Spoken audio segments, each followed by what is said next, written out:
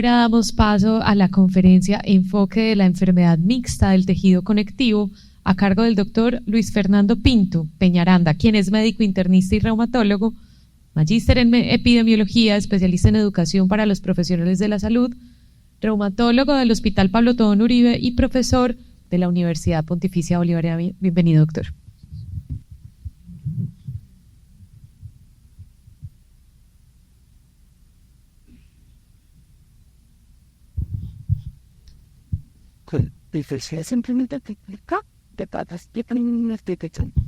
Okay. Buenos días a todos. Gracias por estar en este espacio y gracias a la doctora Diana Varela por el desarrollo de este tipo de actividades. Yo quise llamar esta conferencia como de enfoque de enfermedad del tejido conectivo mixta como una enfermedad en búsqueda de identidad, porque después de 52 años de haber sido descrita sigue siendo materia de muchas controversias. Podemos definirla de dos maneras. Por un lado, una definición teórica en la cual tenemos una enfermedad autoinmune multisistémica que obligatoriamente debe tener anticuerpos anti-RNP y en la cual hay superposición de manifestaciones de lupus, de esclerosis sistémica, de miopatía inflamatoria y algunos incluyen de artritis reumatoide, pero que no cumpla los criterios clasificatorios de ello. Eso sería una definición teórica. Y la otra sería una definición operativa que sería básicamente la de los criterios. Hay 4 sets de criterios. Los 2 que son más utilizados son estos criterios clásicos de Alarcón-Segovia, que son, ya ustedes ven que son bastante antiguos y que tienen una condición obligatoria que es tener anticuerpos anti-RNP positivos y unas manifestaciones clínicas que son las siguientes. Fenómeno de Raynaud, edema de manos, esclerodactilia, sinovitis y miopatía. Con 3 de estos criterios clínicos, siempre y cuando se cumpla el criterio serológico, el paciente sería clasificado como una enfermedad mixta del tejido conectivo. Y los otros son los criterios diagnósticos del Ministerio de Salud de Japón, que tienen unas manifestaciones principales y unas superpuestas. Las manifestaciones principales son entonces el marcador inmunológico obligatorio anti-RNP, algunas que son comunes, como el Raynaud y el edema de manos, y compromiso específico de órganos que por cuestión de sensibilidad y especificidad ellos definieron estas 3, hipertensión pulmonar, meningitis aséptica y neuralgia del trigémino.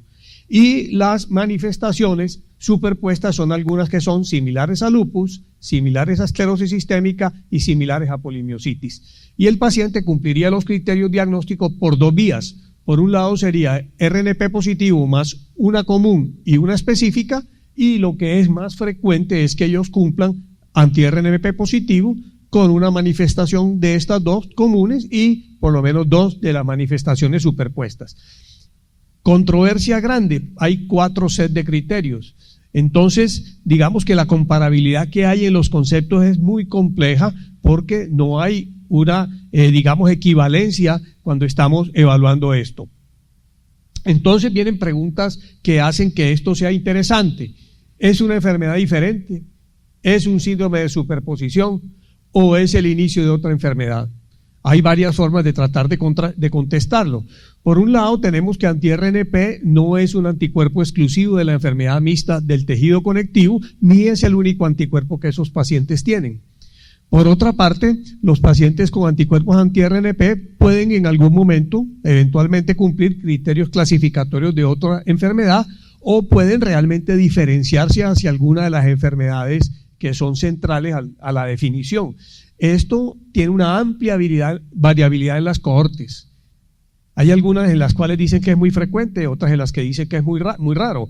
Entonces, con base en eso, hay algunos estudios de genética o de epidemiología genética que buscan tratar de contestar si realmente es una enfermedad individual o no lo es. Y está este estudio de una cohorte muy grande de Noruega donde comparan personas con enfermedad mixta, con lupus, con polimiositis dermato o sanos y encuentran que hay unos alelos de riesgo, hay un par de alelos de riesgo que son significativamente más frecuentes en los pacientes con enfermedad mixta y encuentran que hay unos factores que son protectores que se presentan mucho menos en la enfermedad mixta que en las otras condiciones. Y ellos dicen con base en eso que realmente hay explicación de que se trata de una enfermedad diferente.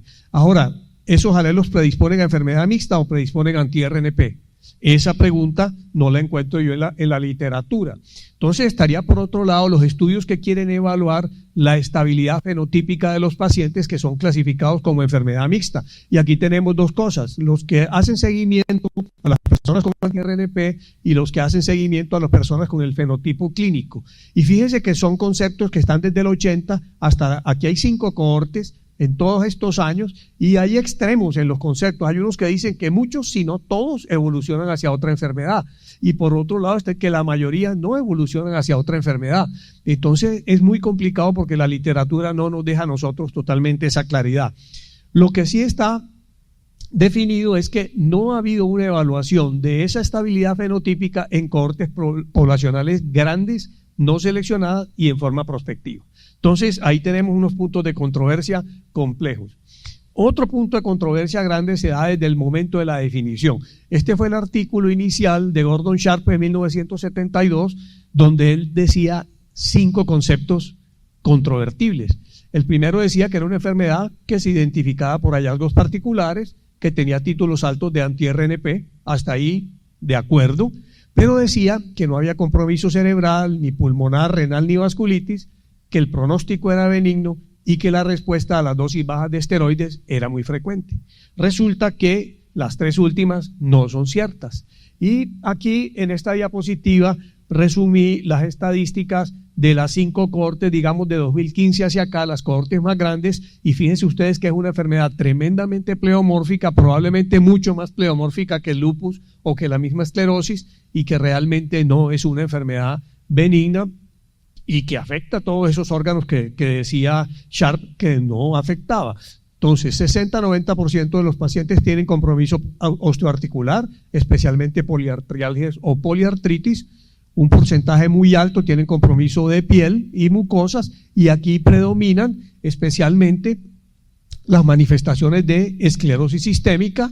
Las mialgias y la miopatía inflamatoria también son frecuentes, las enfermedades pulmonares, y aquí nos vamos a detener bastante más adelante, son muy frecuentes, especialmente la neumonía intersticial no específica, las gastrointestinales y el reflujo gastroesofágico, los trastornos de la motilidad esofágica son los que marcan realmente la parada en este sentido. A nivel renal, no tan frecuentes como las otras, pero muy significativas, especialmente estos 2 tipos de glomerulonefritis. Y el sistema nervioso central, perdón, yo que hice por acá.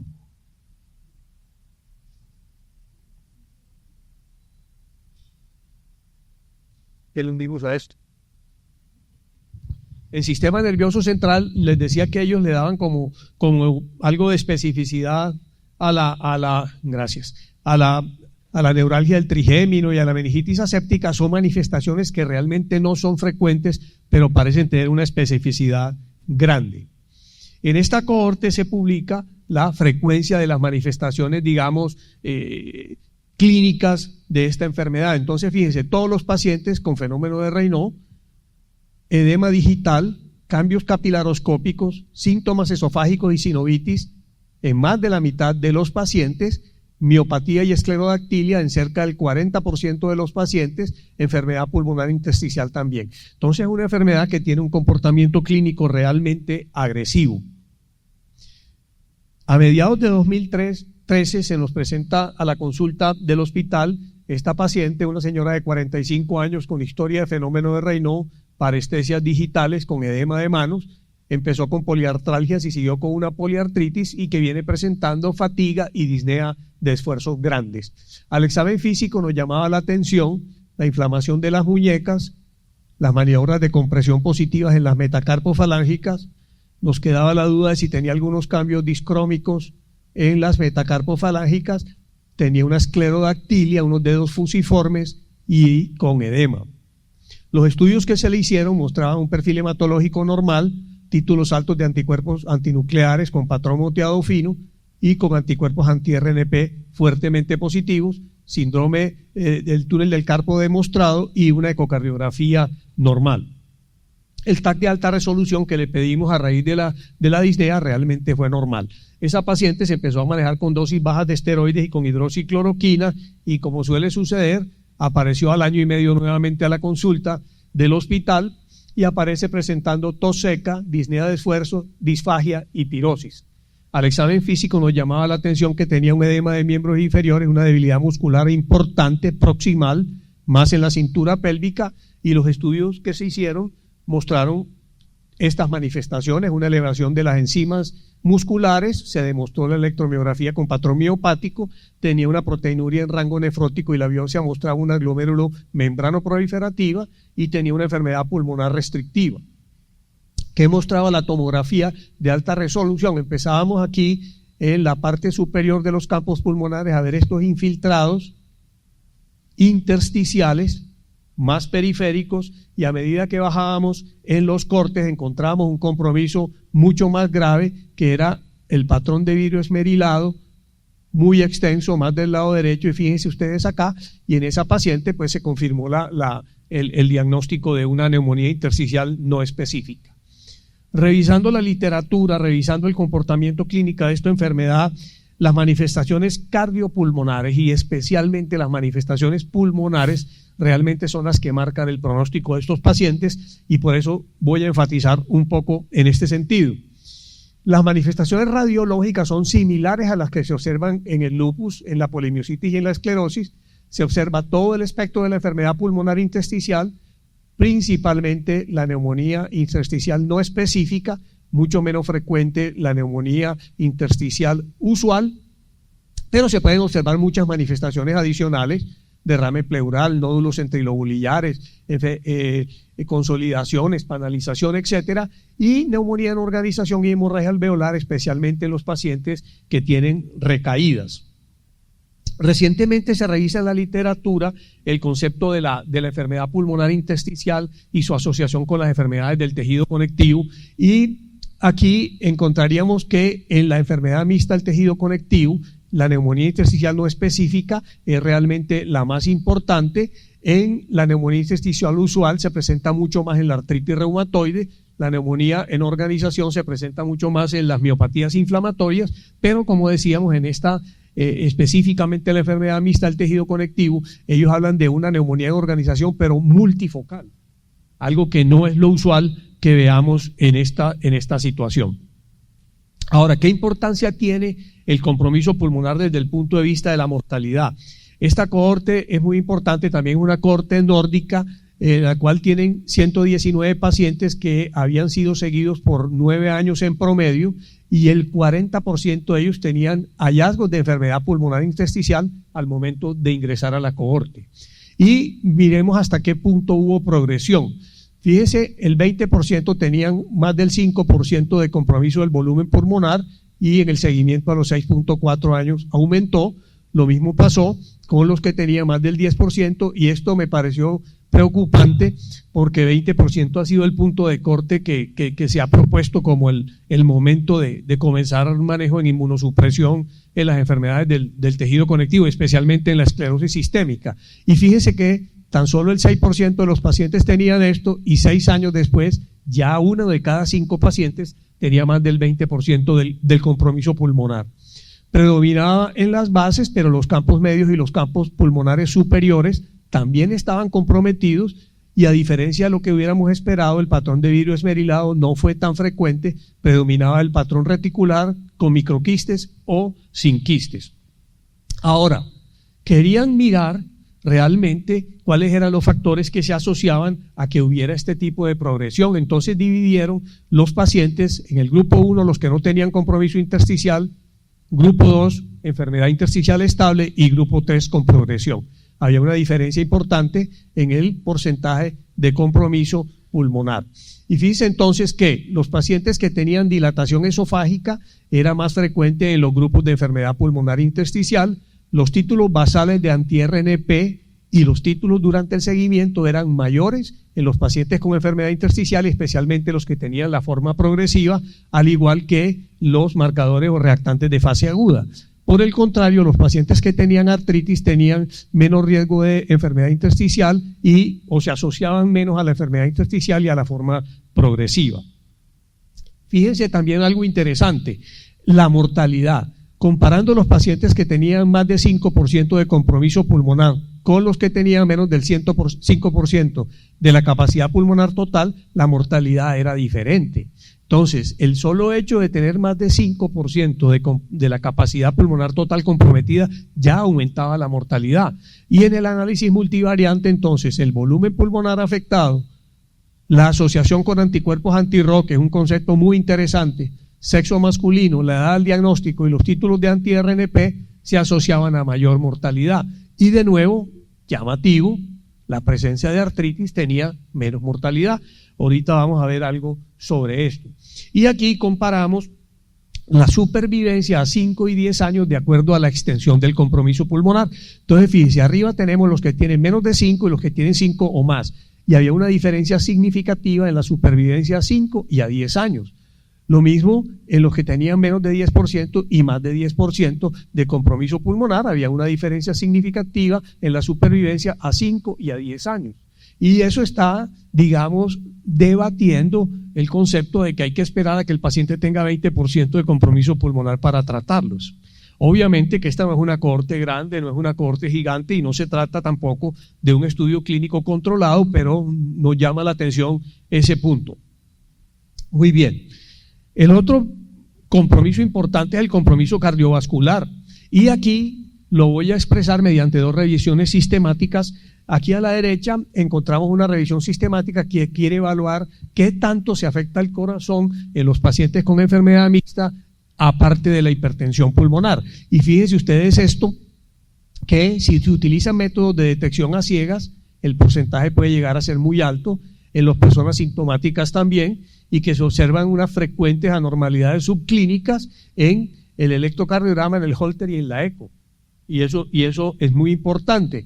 Y la mortalidad fue del 2% en estos pacientes. Por otra parte, en la revisión de hipertensión pulmonar hay una controversia, llamémoslo así. La revisión sistemática que hacen estos autores encuentran una prevalencia entre el 17 y 24, pero una mortalidad del 52. La mitad de los pacientes que tenían hipertensión pulmonar habían fallecido, explicado por la hipertensión pulmonar. Mientras que en la cohorte noruega que hemos venido comentando, encuentran una prevalencia mucho más baja, 3.4%, aunque la mortalidad sigue siendo importante. Uno de cada 4 pacientes fallecidos en esa cohorte lo hizo por hipertensión pulmonar. ¿Cómo explicaríamos que hubiera estas diferencias en la frecuencia? Probablemente esta es una cohorte prospectiva, las otras son cohortes retrospectivas y las definiciones del concepto como tal de hipertensión pulmonar podrían estar explicando esta diferencia. Muy bien, estamos viendo que hablamos de una enfermedad completamente pleomórfica que tiene una cantidad de manifestaciones atípicas o multiorgánicas y estos autores ponen el dedo en la llaga frente a eso. Ellos dicen, bueno, son heterogéneas las manifestaciones, la serología y los desenlaces clínicos. Son pacientes que tienen una serie de autoanticuerpos aparte de los anticuerpos anti-RNP. Entonces se proponen caracterizar subgrupos de pacientes con base en las manifestaciones clínicas, serológicas y pronósticas.